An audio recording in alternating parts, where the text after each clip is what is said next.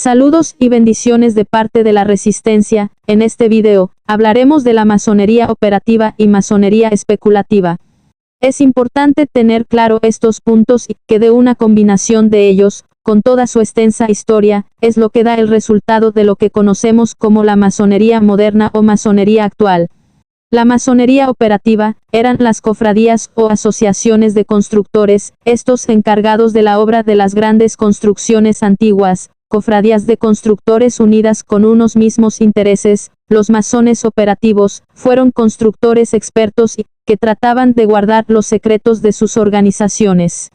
La masonería especulativa, está en el lado, que busca aprender y construir las lecciones filosóficas y espirituales de los antiguos maestros de la masonería, está relacionada a las doctrinas esotéricas y ocultistas de la masonería, que tiende a meditar en profundidad sobre alguna materia, o ideas, que tengan que ver con el orden masónico. El nacimiento de la masonería moderna, es la historia de una transición de la masonería operativa a una masonería especulativa.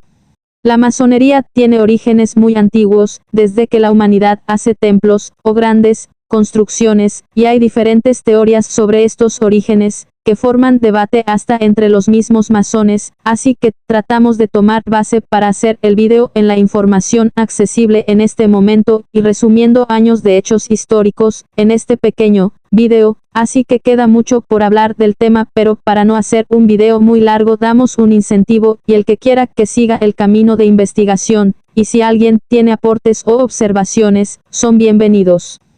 Pues entre todos podemos ir exponiendo y atando cabos sueltos relacionados al tema. Si cada uno investiga, profundiza y comparte lo aprendido, podemos seguir revelando lo que nos han querido ocultar desde hace tanto tiempo. Cabe aclarar, y teniendo en cuenta que es un tema extenso, toda la lucha de información contra desinformación que hay actualmente, pedimos que entiendan si en alguna parte hay un error. Estamos tratando de investigar y ir compartiendo lo que estudiamos humilde y humanamente. Ahora sigamos. Los masones antiguos se le denomina masones operativos. Después del paso del tiempo, decayeron las construcciones, pero los albañiles se siguieron reuniendo en grupos, y le dieron una connotación espiritual, y sus herramientas las convirtieron en símbolos, que contienen enseñanzas ocultas, esotéricas y espirituales, y a estos nuevos albañiles, se les denomina masones especulativos. Los masones actuales, son masones operativos y especulativos. La doctrina masónica es operativa y su interiorización es especulativa. En un nivel, todos los masones, pasados y presentes, son operativos y especulativos. La masonería es tan operativa hoy como lo fue cuando los antiguos masones trabajaron en la construcción de edificios o templos, solo que ahora operan en la construcción de un mundo espiritual al servicio del nuevo orden mundial. Albert Pike, al igual que otros escritores ocultistas masónicos, alentó a los masones a desarrollar tanto su sentido operativo como su curiosidad especulativa. Albert Pike escribió, según él desde su punto de vista ocultista, que el mensaje encontrado en la tabla Esmeralda atribuido al gran hierofante egipcio, Hermes Trismegisto, habla supuestamente de que el equilibrio se logra después de la asimilación de diferentes conceptos. De la masonería operativa a la especulativa. Los orígenes medievales de la masonería actual, es entre comillas universalmente aceptada por la historiografía científica. El primer autor que emitió tal opinión, fue el abad Grandidier de Estrasburgo, que no era masón, y quien para componer su obra con título Essai historique et topographique sur l'Église cathédrale de Strasbourg-la-Raoult, del año 1782 encontró en el archivo de la capilla de Nuestra Señora de Estrasburgo, documentos originales que demostraban que la sociedad de francmasones era muy similar a las corporaciones de albañiles que habían trabajado en Estrasburgo 3 siglos antes. La opinión de Grandidier fue acogida por Vogel en el año 1785, y por H. C. Albrecht en el año 1792. Posteriormente un grupo de investigadores alemanes de comienzos del siglo XIX descubrieron y examinaron críticamente nueva documentación, todos ellos masones y verdaderos creadores de la masonología científica. Destacaron las iniciales de los nombres puestos en la imagen. Estos hombres demostraron con pruebas fehacientes que la sociedad de los francmasones no era una orden cualquiera de caballeros, sino que procedía de las corporaciones de oficios de la Edad Media. La historia de la masonería suele dividirse en tres grandes periodos convencionales. El primero, en el que la masonería es denominada operativa, según varias fuentes abarca los siglos XII al XVI, y coincide con la edificación de los grandes templos y catedrales góticas en la que el centro de unión de los colectivos masónicos gravitaba sobre los secretos del oficio de la construcción.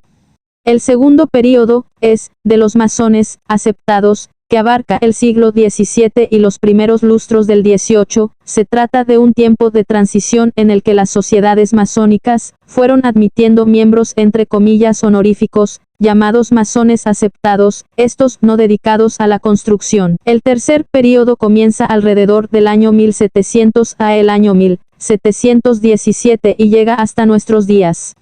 En este tiempo, se califica a la masonería como especulativa, porque está compuesta únicamente por miembros adoptados de modo que se separa definitivamente de la construcción y persigue primordialmente otras finalidades espirituales y filosóficas.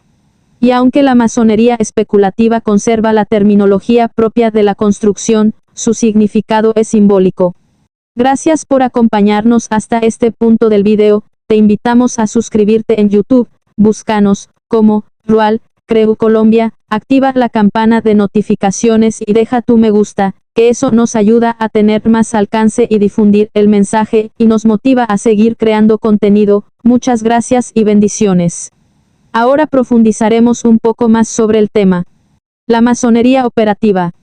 Algunas fuentes dicen que sus precedentes inmediatos hay que situarlos en la edificación de conventos románicos, en los siglos XI y XII llevadas a cabo por monjes, primero benedictinos y después cistercienses. El abad asumía normalmente la responsabilidad de diseñar los planos y de dirigir las obras, aunque muy pronto, al lado de los monjes arquitectos, aparecieron los arquitectos laicos. Se considera que su fundador fue el abad Guillermo Bonirchan, conde palatino de Scheuren año 1000 a el año 1091, quien por primera vez llamó y reunió obreros de todos los oficios, para la ampliación y terminación de las obras de la abadía de Irchan, en calidad de hermanos laicos. Aunque los frailes soportaban el peso principal de los trabajos, para la construcción de los grandes monasterios, necesitaron la ayuda de un buen número de obreros y técnicos seglares, y en ocasiones, se recurrió a los servicios de especialistas de zonas tan alejadas como Bizancio. Muy pronto, al lado de los monjes arquitectos, aparecieron los arquitectos laicos. La idea del innovador abad fue imitada de modo que ya en el siglo XIII, habían aparecido varias logias independientes de las abadías y unidas entre sí, formando un cuerpo al que estaban afiliados los obreros en piedra de Alemania. El lugar donde trabajaban y vivían aquellos operarios contratados se denominaba logia. Las logias medievales se rigieron por unos estatutos y reglamentos. La documentación conservada aporta importantes informaciones sobre la instrucción graduada que recibían los masones operativos, el carácter iniciático y simbólico de su aprendizaje y las obligaciones religiosas que adquirían. Así, por ejemplo, según los estatutos de Ratisbona del año 1459, los constructores formaban un cuerpo independiente de la masa de los obreros, distinguiéndose entre ellos con palabras de contraseña y toques. A esto lo llamaban la consigna verbal, el saludo y la contraseña manual. Los aprendices, compañeros y maestros, eran recibidos en ceremonias particulares y secretas. El aprendiz elevado al grado de compañero prestaba juramento de no divulgar jamás de palabra o por escrito las palabras secretas del saludo. Esto aparece en el artículo 55. En este, y otros textos antiguos, se explica que todo masón medieval cubría un periodo de formación que abarcaba 3 etapas, las de aprendiz, compañero y maestro. El aprendiz trabajaba bajo la dirección de un maestro de 5 a 7 años. A continuación, tras sopesar sus cualidades, la logia le proponía pasar al grado de compañero. En el caso de ser admitido se procedía a una ceremonia de iniciación y, posteriormente, el nuevo compañero recorría Europa durante 2 o 3 años, para perfeccionarse, pero siempre debía trabajar en obras controladas por su gremio. El viaje que se imponía a los canteros alemanes solía durar 2 años y era condición sine qua non para estar en aptitud de alcanzar la maestría. En todo caso, la masonería medieval no fue una mera institución técnico-profesional, sino que poseía también un carácter esencialmente iniciático. Así, para ser recibido compañero, el aspirante debía someterse a unas ceremonias rituales. Estas ceremonias iniciáticas ponían desde el primer momento al neófito en contacto con el misterio simbólico y ejercían en él un efecto catártico. En las mismas, además de las costumbres tradicionales, se transmitía a los nuevos masones una enseñanza secreta de la arquitectura y una ciencia mística de los números. Como símbolos más cualificados se contaban el compás, la escuadra, el nivel, la regla, que dentro de las logias tenían un significado esotérico preciso. A el lugar de reunión se le llamó logias, y aquí se recibía instrucciones de carácter iniciático, simbólico, con sus identificaciones de contraseña, toques y sus obligaciones religiosas. La masonería operativa fue la fuente y origen de la masonería moderna. Un método de realización espiritual y material para llevar a cabo sus fines. Los masones aceptados. En el siglo XVII las logias abrieron sus puertas a cualificados miembros según ellos honoríficos y desvinculados de la construcción, y en consecuencia, experimentaron cambios sustanciales en su composición sociológica. Con estos nuevos cofrades, o llamados masones aceptados, la masonería fue adquiriendo mayor vocación política esotérica y nuevos horizontes espirituales, por así decirlo.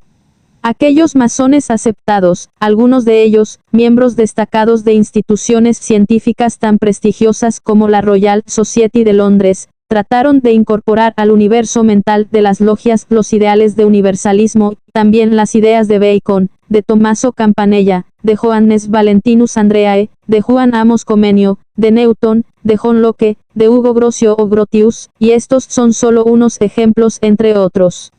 La masonería especulativa. El 24 de junio del año 1717, en la fiesta de San Juan, se reunieron 4 logias de masones aceptados en Londres, acordando la creación de la Gran Logia de Londres, dirigida por un gran maestro. A partir de entonces únicamente la Gran Logia tendría autoridad para crear nuevas logias, naciendo con este hecho la supuesta legitimidad masónica llamada regularidad. La Gran Logia de Londres encargó la redacción de unas constituciones a 2 hombres de nombres James Anderson y Teófilo de Saguliers. En el año 1723 apareció la primera edición de Constituciones de Anderson, con título en inglés The Constitutions of the Freemasons. Las constituciones de Anderson se dividen en las 4 partes siguientes: 1. Historia de la masonería, 2. Obligaciones de un francmasón, 3. Reglamentos generales y 4. Cantos masónicos con sus músicas. Otro libro que hace parte de esta historia es el del autor M.F.A. Fayou, en su obra, con título en inglés que sale en la imagen, Die Mysterien del año 1859, lo manifiesta de este modo. El día señalado, el aspirante a compañero se presentaba en el lugar de reunión del cuerpo de oficio, y empezaba por participar a los allí reunidos, que habían sido convocados para asistir a la recepción de un candidato, y encargaba a uno de sus miembros, que fuese a prepararlo.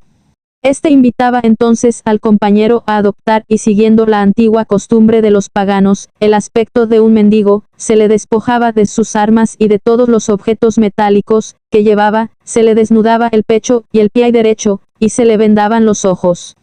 El segundo presidente guiaba al neófito hasta el maestro, quien lo hacía arrodillar, mientras se elevaba una plegaria o oraciones a sus deidades. Terminada esta parte de la ceremonia, se hacía dar al candidato 3 vueltas alrededor del salón, y se le colocaba en la puerta, donde le enseñaban a poner los pies en escuadra y a adelantar 3 pasos hasta el sitio del maestro.